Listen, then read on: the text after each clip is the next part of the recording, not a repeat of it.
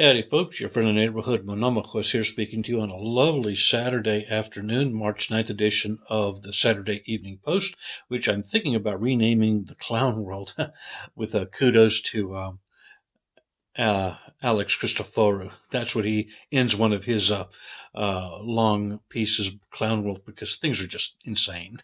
Anyway, so as we talked about last week, Dr. Phil went on The View and gave those Harridans a piece of his mind about, in a very professional way. He is a PhD, a psychologist, trained in all that, about how wrong the government was about the whole COVID hysteria, the damage it did to the children, but specifically the explosive thing was what he said about the children and the fact that parts of the federal government, especially those that deal with the border, are engaging in sex trafficking, the sex trafficking of children. So the cat is out of the bag. This is horrendous. It should be punished without mercy, those who perpetrate it. Whether it will be or not, I don't know. I'm not hopeful. I am somewhat hopeful in that he's so far Oprah, or the Oprah, has not given him the boot. This tells me that things may be shifting a little bit. We'll see. Okay, now what's happening in New York City? Well, Governor Kathy Hochul, I think that's how you pronounce her name, is calling in the National Guard to take care to increase the safety in New York City, particularly in the subways, which are a shithole. Okay, let's just be honest with it as what it is. People are getting thrown on the tracks and getting killed. Women are being raped. Hoodlums are jumping over the turnstiles. People are being accosted within the cars. It's a dystopian hellhole. So she's calling in the National Guard to take care of it. Now, I'm thinking, isn't it interesting? Isn't there just some kind of a organization that ordinarily takes care of crime on a local level? What is this on the tip of my tongue? Oh, yeah, a police force. Okay.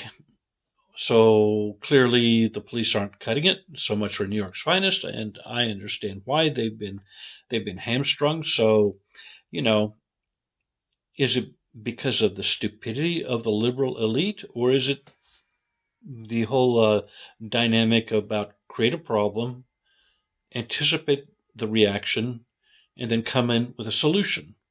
And the solution in this case would be the National Guard. In other words, a national police force or a state-run police force. What we're talking about is a police state. Could be that.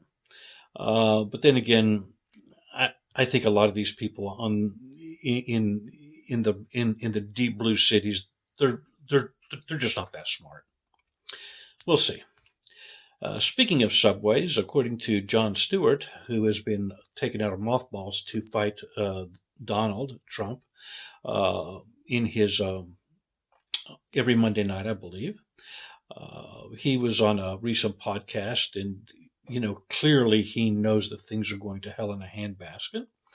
And he said he was being challenged because Tucker Carlson went to Moscow recently, and he said it's a safe city, beautiful city.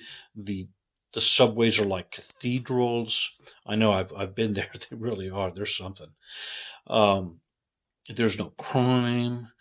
There's no public urination or public defecation. So what did the illustrious Mr. Stewart say? Well, subways caked in urine, or they smell like urinal cakes. That's the price we pay for freedom, because in Russia they're not free. So small price to pay. Okay. Of course, he never rides in a subway. It just goes to show you how batshit insane the elite are. Okay, let's go to the State of the Union. Basically, get off my lawn. I saw a deranged, demented, angry old man yelling at people. I could go on and on and on and just tear it apart. Instead, I'm going to put down below Tucker Carlson's very perceptive, sober analysis about why this was one of the worst State of the Unions, if not the worst State of the Union of all time. What I want to talk about is Marjorie Taylor Greene. She made a complete ass of herself, and I'm glad. Marjorie Taylor Greene is a heroine. She has cojones, and she clearly got under Biden's skin and made him say her name being Laken Riley, a beautiful young girl in Georgia, 22-year-old, I believe, who was killed by an illegal alien. She got under his skin because not only did he mispronounce her name, he called her Lincoln Riley. Lincoln Riley is the head coach of USC. He was over at OU last year, but he left under a cloud. He called, which is horrible. It shows he doesn't care.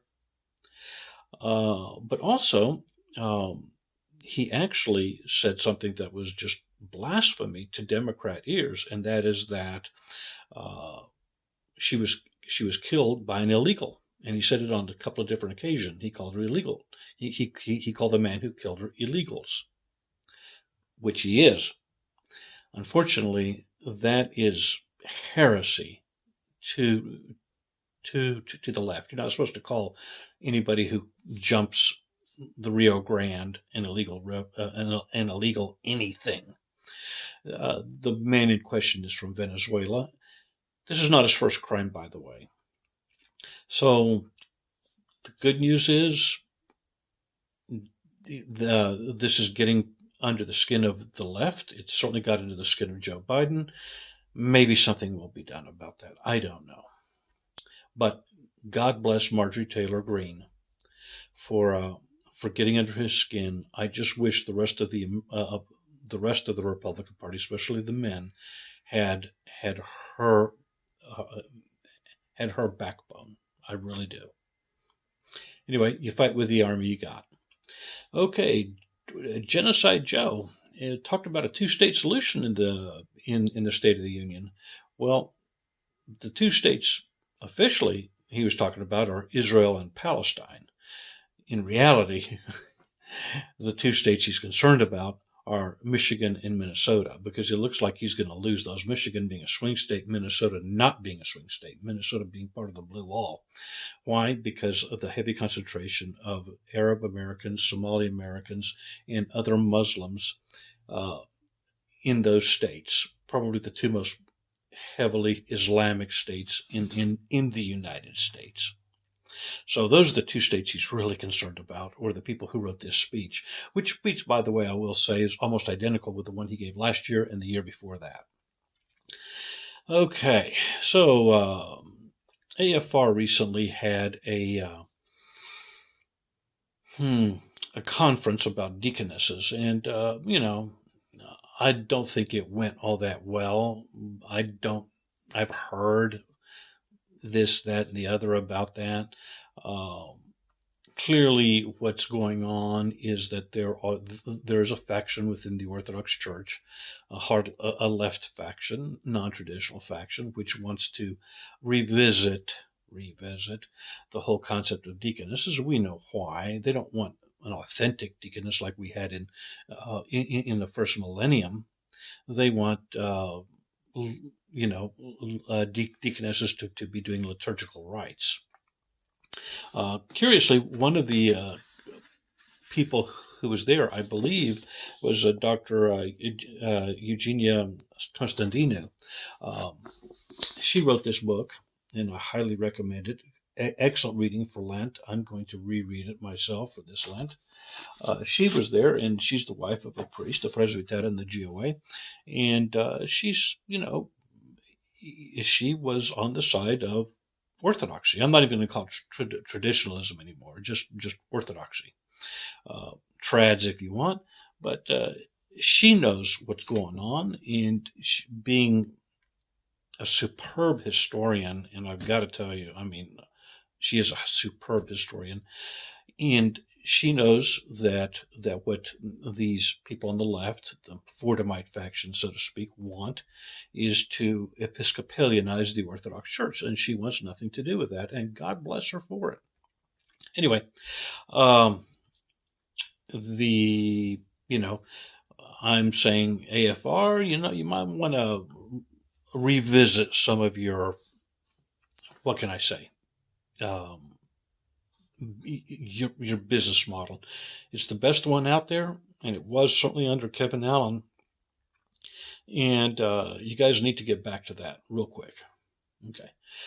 All right. The wind is shifting in a Trumpist direction. Well, Cocaine Mitch, for some reason, came out and endorsed Donald Trump this past week.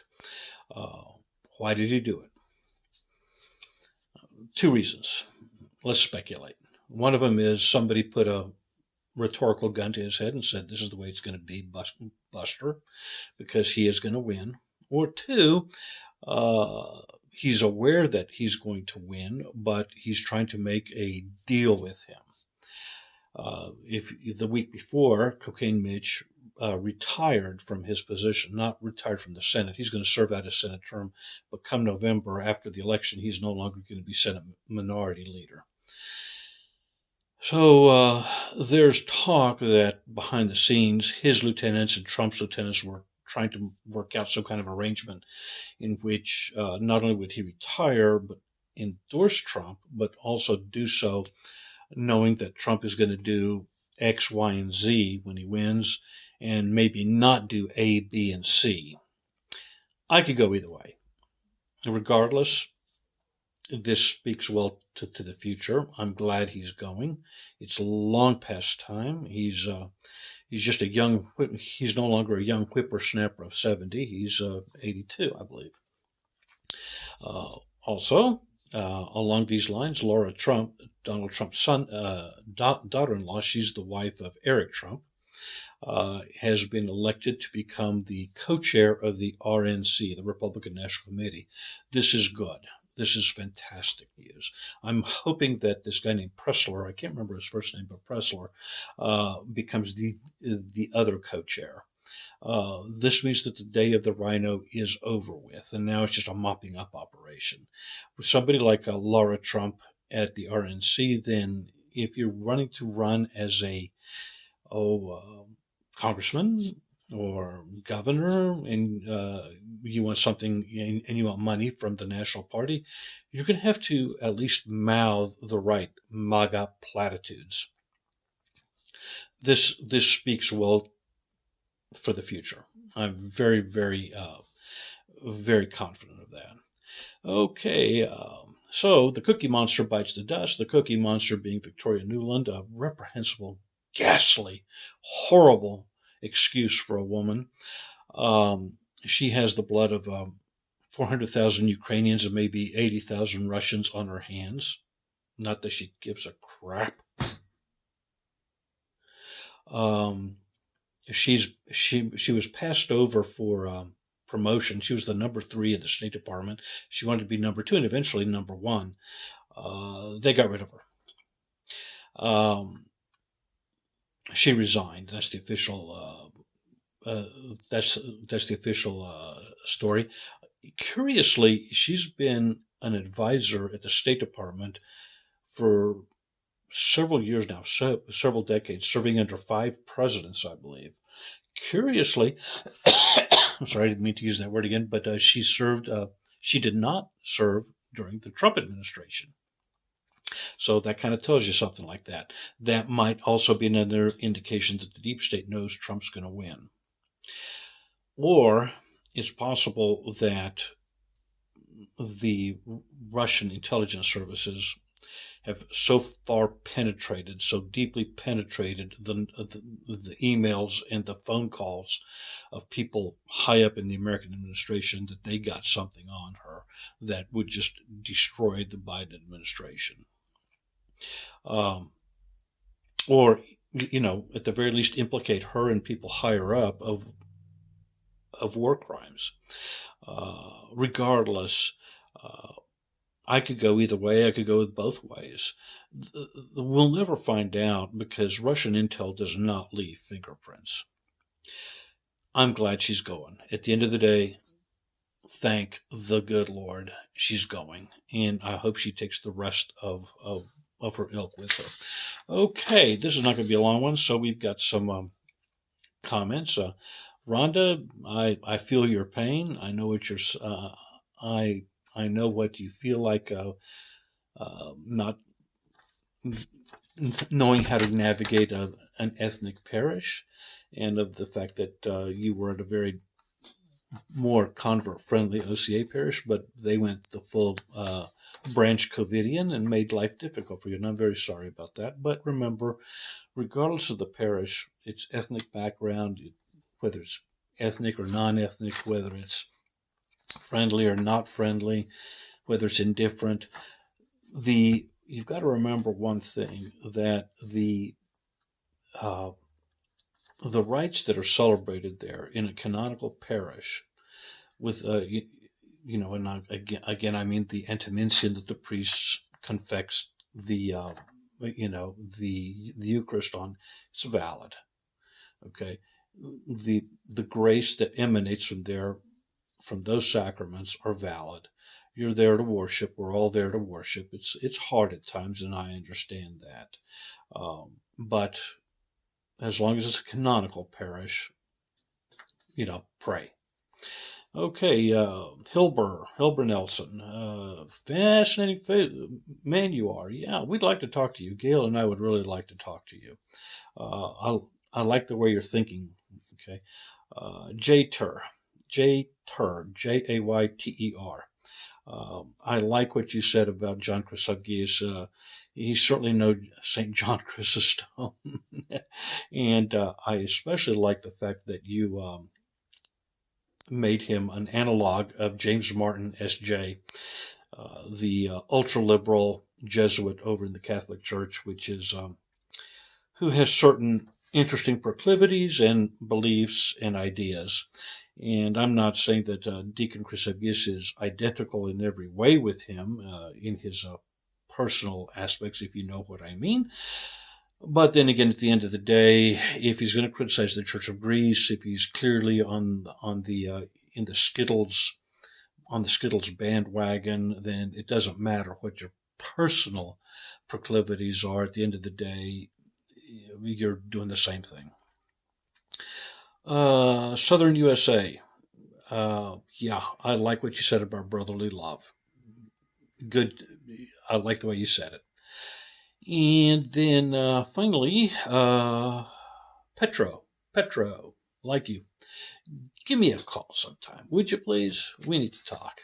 Anyway, we'll leave there, and I hope you have a wonderful weekend. And as we go to Lent, pray for all of us.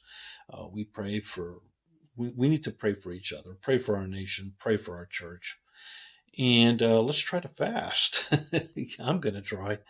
Anyway, y'all take care. Ciao. Let's try to love one another.